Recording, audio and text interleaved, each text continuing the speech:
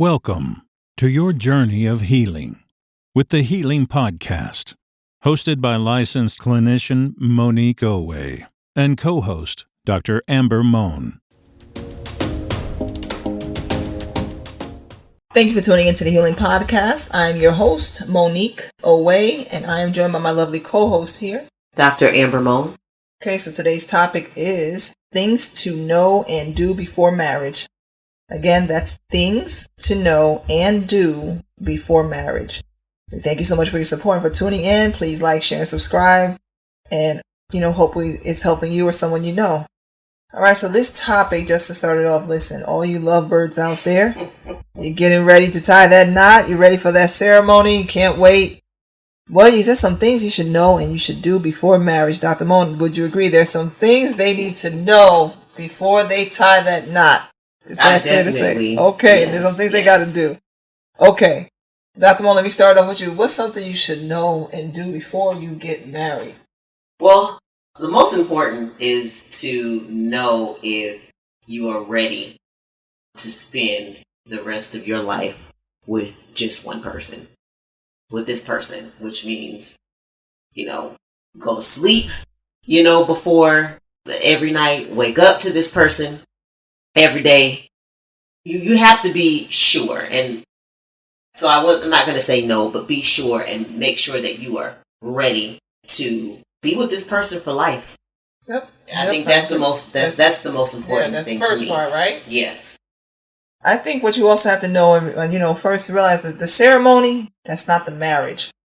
Yes. So realize, do whatever ceremony you want, small, big, private, public, but no, that's not the marriage. Yes. The marriage is the after. The joy is the marriage too. It should be, right? Yes. If you're putting your all only into the ceremony, but you didn't put your all into the relationship, that's probably something you didn't want to do. So what you do want to do and know is to know that you got to invest in the marriage.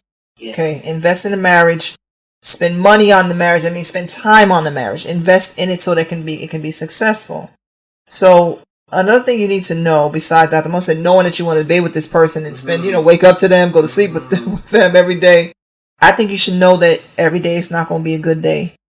Some days that person is going to annoy you, and they're going to frustrate you. But it doesn't have to be the end. But you have to know that you will have a difference of opinion. Yes. Is that right, Dr. Mohn? Yes.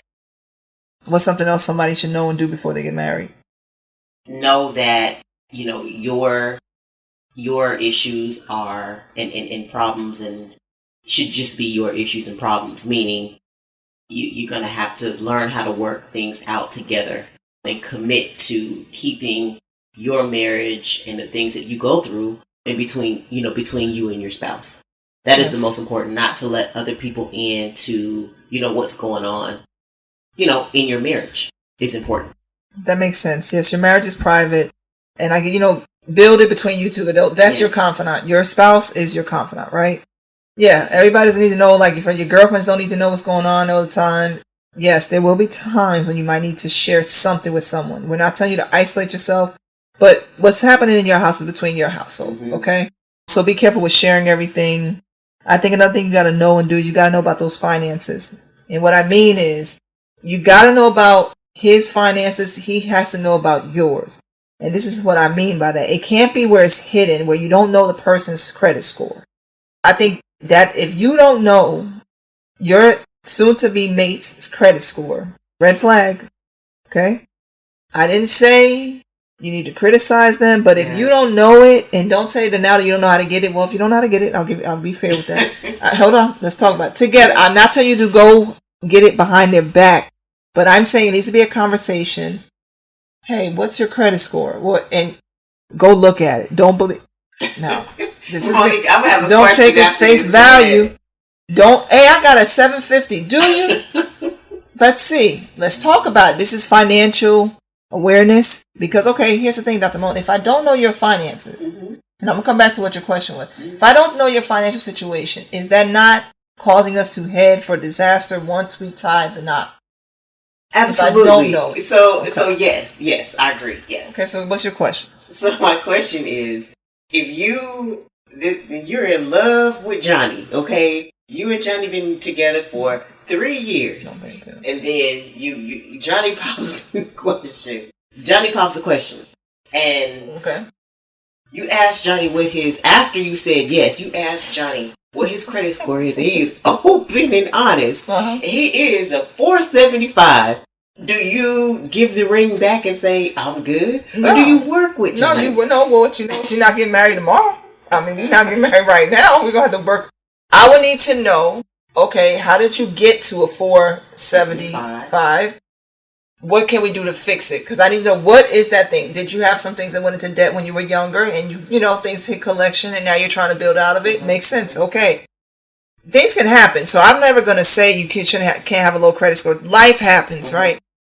But, or does he have some other things going on that's going to be hard for him to come out of it? Like, does he have some liens on him? Does he have a bankruptcy on him? Couple of judgments. So you need to know. My whole point is to call us, ask questions. So no, that doesn't mean I'm going to leave Johnny. That means we got to talk. Gotcha. And do that discussion and his actions. That might be the flag, right? You need to know that. So no, you do need to know. But at the same time, I think you need to see it. Mm-hmm. So my whole point, if you're about to get married, you both should have at least shared the credit score. No, do not rely on Credit Karma. You have to go to Experian or one of these valid apps that are showing you the real time. This is the current credit score. You should be willing to share that with each other and discuss it. How did you get there? You might have what if the person has an 800? How did you get there? What did you do? Well, I'm a person who always pays stuff off on time. Like, I just only spend what I have. Right. I spend what I know I can pay. How did you get a 475? Well, this is what happened in life, and it could be valid. How are we willing to fix or maintain it? That's the whole thing. So you should know, Dr. Mohn, you should know about the other person's finances. Yes. The other person other thing you need to know is you need to know how that person responds when they're happy, when they're sad, and when they're angry. You need to see those 3 temperaments, those emotions. You need to see that. Because you need to know how that person handles conflict. Because as we know in life, everything's not going to be rosy and peaches. Some things are going to happen. I don't know. Life happens, right? Mm-hmm. You need to know when things are not great, how that person responds. When things are sad, how they respond. When things are really good, how they respond. Are they a person who's going to be frivolous? Oh, we're celebrating. Everything's going out. We're spending on everything. You need to know that. You need to know, do they include you? Do they not? Do they hide things? Do they not? Do they throw things and destroy things when they're angry? You need to know that. So that's another thing I think you need to know. Dr. Mohn, what else would you say? Something you need to know before marriage. I mean, honestly, there's a lot of things that you should know about a person. But what I would say is, well, number one, let me ask you this. Do you think, some people believe that a background check is, you talk about credit, but a background check is important. Okay, here's the thing with the background check. I'm not saying I don't believe in doing it behind their back. Mm-hmm. I think you need to talk to them. That's what you want to do. Because I do think it's a violation of trust. Just like the credit. I don't want you to go pull their credit without them knowing. That's a conversation where you guys can do it together. The background thing is this. Hopefully the person has shared with you their past. But you should know if they have a criminal past, but it needs to be a conversation. So I think it needs to be a question. Has anything criminal that you have done or been accused of come up in your past? If you have not asked your mate that question, I'm going to ask you to please ask it. If you're fearful to ask that question, that's a flag. That's a red flag. Yes. You should not be afraid to ask a person a question about their background and their past. Okay? Now, pulling it, Dr. Mohn, what about getting the criminal background check? Here's the thing. Just because it's on somebody's background, that doesn't tell the story. So just know if you have done that or somebody did that for you and they showed something to you, be willing to have a conversation with the person before you assume anything. Because too many things can happen with a background that they just don't tell the story. It's some background hit. Just like that credit score doesn't really tell what really happened. You know they're in default on something, but you don't know what happened to cause a default. They could have been a victim of identity fraud. You never know, identity theft. So I'm saying you should talk to them about it. Yes.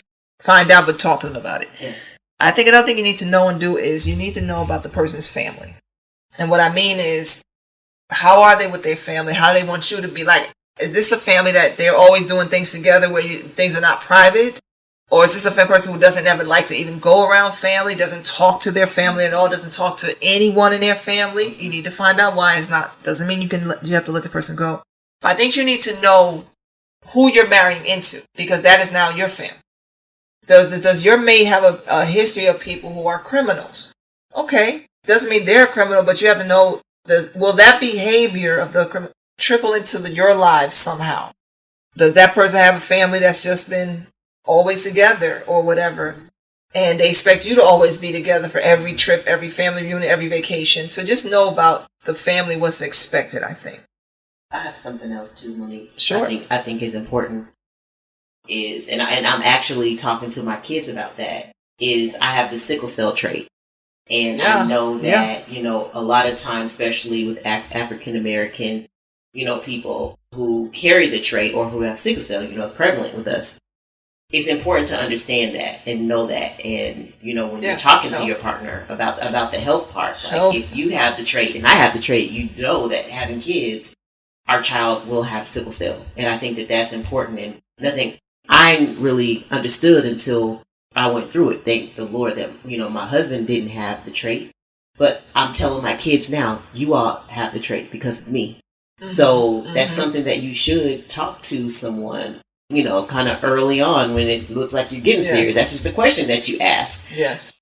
Is important. So when you said family, that came up. Know about health as well. So we're going to get into why do you need to know all this before you get married? We'll get into that. We're going to come back. But we're going to make a quick segue here. We're going to get into, you guessed it, the situation. Dr. Mohn, what's our situation for today?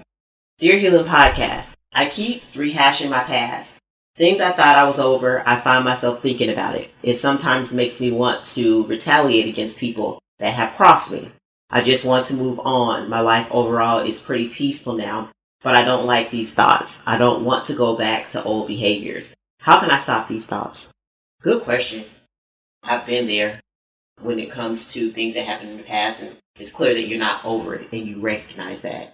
One important thing for me is when I, was thinking about things that happened in my past is, number one, what you did, acknowledge that you're not over some things that happened in the past. That's the first step. Number two is really understanding, what about your past, what was it? What was the issue? What are the parts that, you're not over? And then, number two, I think, what I know it was going to be helpful for myself was getting help. Talking to someone, getting it out, getting other opinions about it. So if you're not comfortable with talking to a therapist, talking to someone that is just willing to listen and to give you their perspective on it. And then there's other things, if it's apologizing to someone or if it's, talking to someone that harms you and maybe didn't even know that they did, is, really, maybe trying to find them and, talk to them. And so it just depends, but acknowledging it, understanding it, and then figuring out how you can, get help in, moving forward, dealing with it. Thank you, Dr. Mohn, for that. And thank you for writing into the Healing Podcast. I think the first part you did, acknowledging it, knowing that there's a problem there, that there's some things that may have been triggering you from your past that are there. Sometimes we don't know. Sometimes we do think that we have been past something until something happens. We realize, okay, now I'm thinking about that thing. I want to get back. I want to get, I want some retaliation or whatever. But you realize the retaliation or going back to that is a problem, right? Because it's going to cause some consequences. I think first, the fact that you saw it, that's a great step. First step. I think what you have to do is know when it happened. What triggered it? Now, because sometimes it's just somebody that's triggering you because they keep talking about that person and you're like, I've been past it though. I don't want to keep talking about it. So it could be somebody triggering you. It could be a song. Like if you keep listening to a certain song and it's reminding you of that person, what you guys did, you might have to stop listening to the song. That's a sacrifice, right? It doesn't mean stop listening to music. Stop listening to that song because it puts you back in that space. But if it's beyond that, talk to someone. Please talk to a therapist. Process why you're still hurt about it or upset about it. And if it's something that you need to really release and let go, or does it need to be addressed somehow? Maybe you hid something that you shouldn't have hidden, and now it needs to come out. Just know whatever decision you make, something follows it, right? To get to that point of peace. So I hope that has been helpful to you. And if you're going through that, I hope it's been helpful to someone that you know. And if you ever want to write into the Healing Podcast, please feel free to email support@thehealingpodcast.com. And before we get back into the topic, a word from our sponsor, Healing Expressions.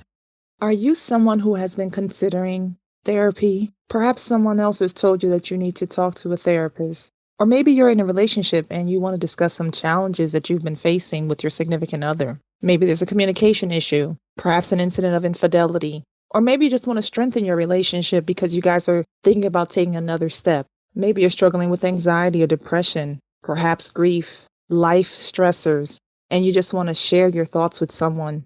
Well, consider contacting Healing Expressions. Healing Expressions is a private practice located in the Atlanta, Georgia area. You will be given a session at an affordable price with a licensed therapist. If this resonates with you, consider going to healingexpressionsllc.com, reading about the practice, and hitting the contact tab to see if you can book a session. All right, thank you so much. And back to the Healing Podcast. So back into the topic, things to know and do before marriage. Dr. Mohn and I have listed a few things that you should know and do before marriage. Another thing you should do is know about life insurance policies. I want to let you know that. Now, that could be something you do after marriage, but I think you need to know if the person has one now. And did they switch the beneficiaries around, or is it just still their mom? If you're about to marry somebody and they still know, still my parent, you need to find out why, because technically it should be the spouse, or find out why is it their parent versus you. But anyway, why do you want to know this? Because I'll say this for me. I can't tell you the countless times I've helped or tried to help a couple in therapy. And some of that was because of a lack of communication about things beforehand, or during the marriage they're not communicating. Things that probably if the person was out and honest about it out in the open about it in the beginning, it may not have caused this now. But you see a thing of avoidance, that people avoid that communication. And this is what caused the issue. So why do you need to know these things before marriage? It may seem not important. It may seem like, why do I need to know that? I just need to know that I love them. But it's not true, because, see, those things will get in the way of the love. Yeah. Right, Dr. Mohn? Like, yes. If I'm a good financial planner and you're horrible with money, yes, and we get married and the bill comes up that's major and you don't know how to do it, that falls on me. That creates a burden and stress. Yes. Well, when you're burdened and stressed, I don't think you feel like being intimate. You don't feel like dealing with the person. Now that created some conflict, because now you guys are unhappy, and here goes the cycle and the ball starts rolling. Yes. So that's why you want to have those conversations. That's why I'm saying you need to know and do these things before marriage. It's so that so you can have a long lasting, happy marriage, right? Correct. You want to know how the person deals with conflict, because you want to know, can you deal with the fact that they break walls, they punch holes in walls? Maybe not to people, but they get so angry that they damage things. You need to know that, You need to know their habits. I think this is small, Dr. Mohn. I think you need to know how the temperature they like. Do they always like it cold? Do you like it a little warm? How are we going to compromise? I'm not saying that's not the end of the relationship, but if you like the heat, I like it cold. Okay. We need one of those beds where that side can stay warm and this side can stay cool. You need the fan, but I need the blanket. I have the little portable heater. You have the fan blowing. See how that's a compromise? But you need to know that, because you need to know who you're dealing with, so you know how to adjust to that. So you need to that so it doesn't create a bigger problem. Why do you need to know these things so you don't create a bigger problem? Dr. Mohn, do you think, do any of these things, can they cause the end of relationship? If you find out some major things during the engagement or while you're dating, can it be the end of the relationship? It can be, but typically, especially when you talk about weddings and when you're the honeymoon, the thought of being a married woman, to say, I'm married, all of that is more important for a lot of people. So they will miss the red flags. They'll, not pay attention to those things. That's true. And I think collectively, once you're settled and, it just kind of is what it is, then all these things pop up as if they were new. But no, he used to like the fan on when you guys went to sleep. You just didn't care because you was happy he was spooning you. So it just... True. You have to think long term and not, short term. I always say life happens. So he's not always going to look that way. He's all, gray hairs and wrinkles and bellies and metabolism start going down, and not just for him but her as well. So yes, you have to have more, is what I'm saying. No matter how much my husband changed, is like I love him. So I think that collectively, all those things that you were saying, they might seem small to worry about heat or cold, but collectively Yes, it can make a difference. You know, all that stuff starts to matter, especially, you know, he didn't eat pork. Well, you love baby backs. Well, and so then everything, you know, I've heard it, Monique. I know that you've heard it, where it's just like, you know, you don't ever cook anything I like. And then, because my thing is, some women at the beginning, or women or men, you know, will cook 2 meals. I love him so much, he doesn't eat that. Well, once kids get involved and to work and listen, you gonna eat what we eat. I'm only making 1 meal. And is that fair, right? It doesn't become fair, so you have to. How will y'all work that out? Exactly. Right? Yes. I think that's true. I think here's the thing too. The main thing that you have to do know before marriage, you got to communicate. Yeah. You need to know these things. Like, how are we going to deal with the fact that you are vegan and I'm not? Yes. That's cool. As long as we respect each other. Okay, so you want this, or do you know, no, I can make my own. If you decide to make that, I'll make my own that day. It's not a problem. It shouldn't be a problem. Or how about you're Christian and he's Muslim? And when you gotta know that. You know, now, here's the thing: when you have to discuss when it comes to a difference in the spiritual belief. Yes. How is that going to affect you guys coming together? Because one is going to want their child raised this way, the children raised this way, and the other is going to want the children raised another way. Can you get through that? That might be the flight that you realize we're not meant to be married. Now, here's the thing. Has it worked before? Yeah, it can work. It's just, you have to know the respect of the relationship, how the person feels.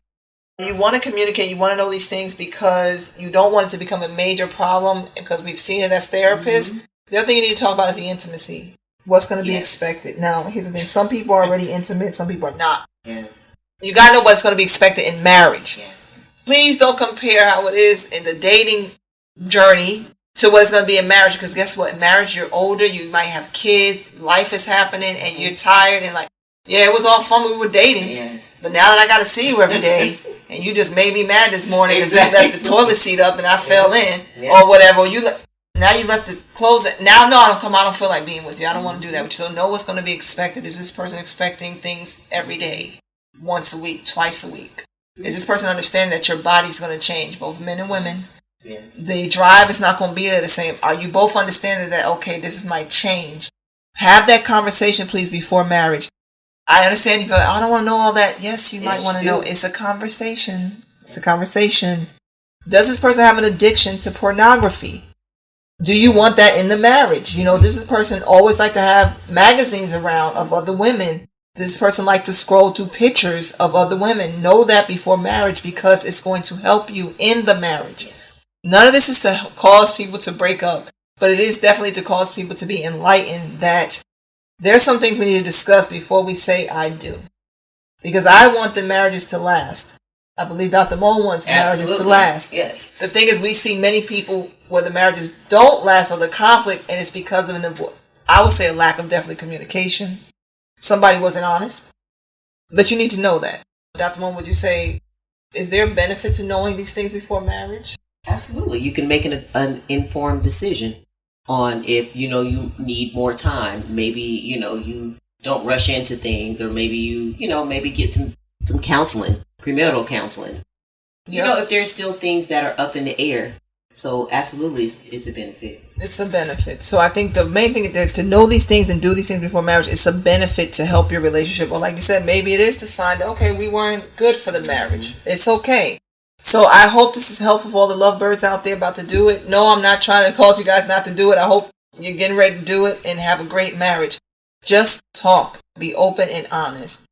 Dr. Mohn, anything else about this topic? Okay, so we thank you so much, you guys, for tuning in. And here, I'll leave you with this. To give somebody your time is the biggest gift you can give. To give somebody your time is the biggest gift you can give. That's by Frank Potente. I thank you so much for tuning in and for your support. Please like, share, and subscribe, and we'll talk to you soon. Bye-bye.